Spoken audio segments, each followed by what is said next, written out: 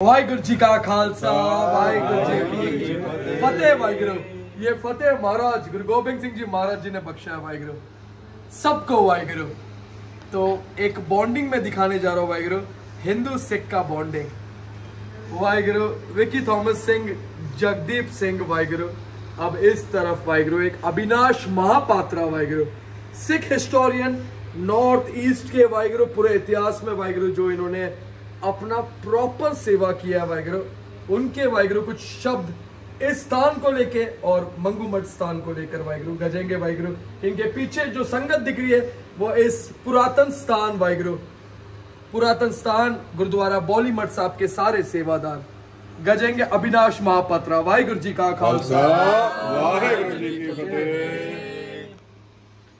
श्री मिशिल शहीदा तरनादल श्री बाबा बकाला साहब, शिरोमणि पंथ अकाली बुड्ढा दल 96 करोड़ी 50 तखत या तखत सचखंड श्री हजूर साहब। जब भी हम लोग श्री आरती आरता का उच्चारण करते हैं तो उसमें हम लोग वाणी की एक पंक्ति पढ़ते हैं जिसका मूल उच्चारण ये होता है, दरबारन मैं तेरो दरबारा, सचखंड वसे निरंकारा, लक्ष्मी खड़ी तुमरे दरबारा, सर्वदेवत करित नमस्कारा, कि नानक गुरु गोबिंद सिंह जी पूरन गुरु अवतार, जगमग ज्योत विराज रही श्री अवचल नगर गुजार। इस चीज का जो प्रत्यक्ष प्रमाण है वो प्रत्यक्ष प्रमाण इस धरती पे है। ऐतिहासिक गुरुद्वारा श्री बौली मठ साहब पातशाही पहली ते पातशाही नौवीं। जब गुरु नानक साहब जी जगत गुरु नूर इलाही इस पावन पवित्र धरती पर आके पहुंचे, उस समय महाराज की पहली उदासी थी जो पूर्वी भारत की तरफ हुआ था। महाराज बंगाल से होते हुए, बांग्लादेश से होते हुए, असम से होते हुए सारी जगहों को कवर करते हुए यहाँ जगन्नाथपुरी उड़ीसा में आके पहुंचे। जब महाराज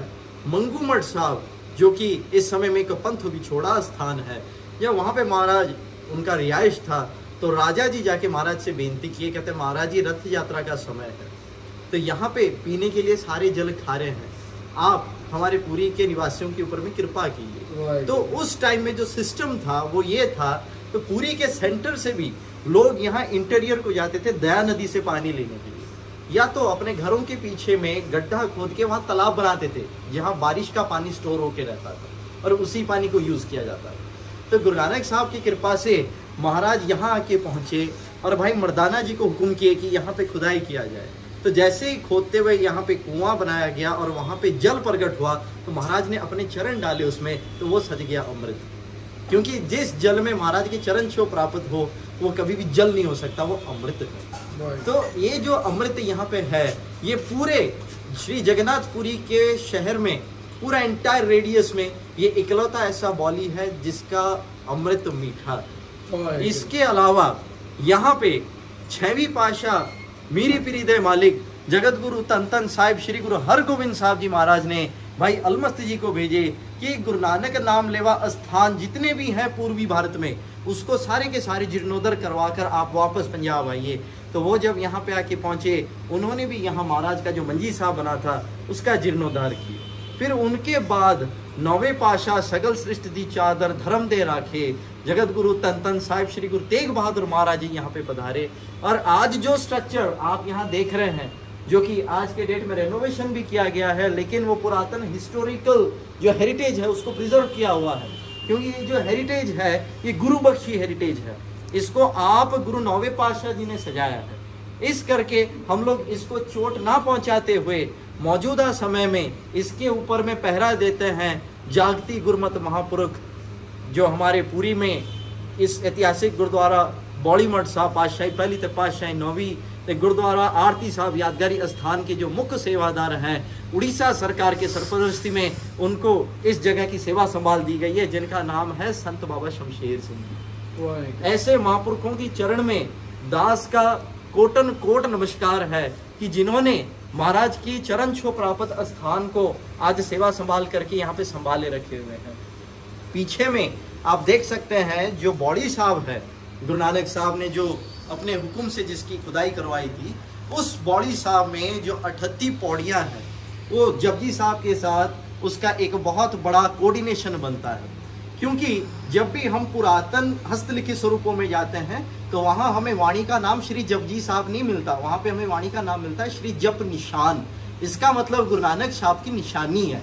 उसी तरीके से ये जो 38 स्टेप्स बने हुए हैं बॉडी में उतरने के लिए, क्योंकि बॉडी जो होता है पंजाबी कल्चर में एक कुआं जिसके ऊपर में पौड़ियां होते हैं, उसके नीचे उतरकर उसमें से जल लेने के लिए। तो उसी तरीके से ये जो गुरु नानक साहब की जो बॉडी बनी हुई है, इसको स्ट्रक्चर देने वाले श्री गुरु तेग बहादुर महाराज जी हैं।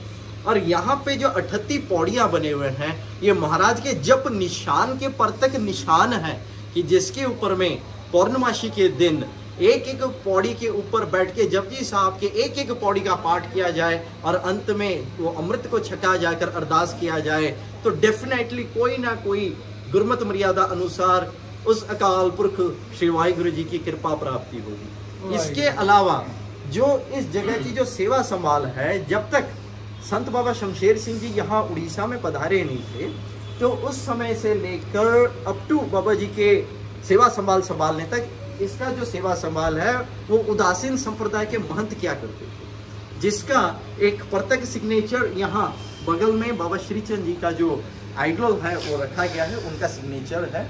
तो ये जो मठ है ये नानकपंथी मठ है। उड़ीसा के सरकारी रिकॉर्ड मुताबिक इस मठ को नानकपंथी मठ कहा जाता है।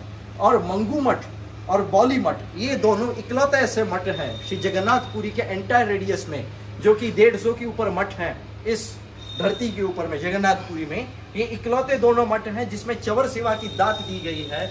और वो चवर सेवा की दात श्री जगन्नाथपुरी के जो गजपति महाराज हैं उन्होंने अपने राज फरमान में दिए हुए हैं कि ये दोनों जो मठ हैं सिर्फ यहीं पे ही चवर सेवा हो सकती है, क्योंकि ये नानकपंथी मठ है। और इसके अलावा जो गुरु तेग बहादुर महाराज जी का जो यहाँ पे आना था, उसका एक बहुत ही सिंबॉलिक रिप्रेजेंटेशन है, क्योंकि जब हम 10वें श्री गुरु ग्रंथ साहब जी महाराज में श्री बचीतर नाटक का पाठ करते हैं, तो वहां पे 10वें पातशाह जी आप फरमान किए हुए हैं, तिलक जनेऊ राखा प्रभुता का, कीनो कलो करो मैं साखा।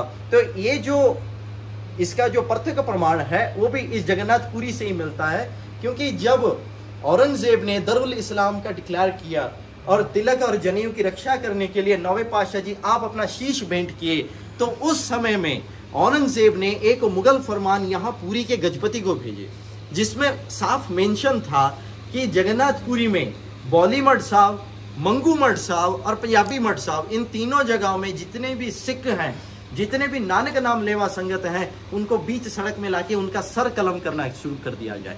लेकिन उड़िया सिख भाईचारा इतना स्ट्रांग था कि अपने जान को हथेली में लेते हुए यहाँ के जो गजपति महाराज जी थे उस टाइम में, उन्होंने ये फरमान को ठुकरा दिया। और आज भी इस जगह में एक तरफ में जगन्नाथ जी हैं, दूसरी तरफ साहिब श्री गुरु ग्रंथ साहब जी महाराज हैं, जो कि जागती जोत जहरा जहूर हाजरा हजूर सर्व कला भरपूर, जो कि अकाल नानक रूपी जोत जागती जोत है, उनका प्रकाश है। तो ये 500 साल का उड़िया सिख भाईचारे का प्रतीक है, जो कि जुगो जुग अटल रहेगा महाराज के कृपा बख्शी से। इतना ही बोल के दास विदा लेगा। वाहिगुरु जी का खालसा। ये है वाहिगुरु अब अविनाश महापात्रा वाहिगुरु, जब हुक्म आना है वाहिगुरु, इस अकाल पुरख का जब हुक्म आना है 1.25 लाख के रूप में वाहिगुरु, ये भी तैयार बर तैयार हो जाएगा वाहिगुरु, क्योंकि इतना इतिहास, इतना हिस्ट्री तो वाहिगुरु एक सिख को भी नहीं मालूम होगा वाहिगुरु, जितना इस बच्चे को मालूम है वाहिगुरु। और एक बात, बिना इनके ब्लेसिंग का तो वाहिगुरु ये बोल नहीं पाएगा, तो उनके ब्लेसिंग से ये अमृत भी छकेगा। अभी दस्तारबंदी भी हुआ है वीर का, प्राउड फील होता है अपना भाई वाहिगुरु। और ऐसे बड़े वीर जी भी है जो सेवा निष्काम होकर करते पंथ के लिए सर देना, पंथ के स्थानों के लिए मर मिटना बहुत रेयर है वाहिगुरु। ये वीर दिल्ली छोड़कर आए यहाँ पर, राजधानी है इंडिया का, लेकिन महाराज का सेवा पहले। दिल्ली हम बाद में भी चले जाएंगे, कोई बात नहीं, दिल्ली में बहुत सारे सिंह है जो दिल्ली लाल किले फतेह करते सब करते, लेकिन यहाँ पर भी कोई सिंह चाहिए। 1.25 लाख से एक लड़ाओ, तब है गुरु गोबिंद सिंह जी महाराज नाम का। वाहिगुरु जी का खालसा, वाहिगुरु जी की फतेह।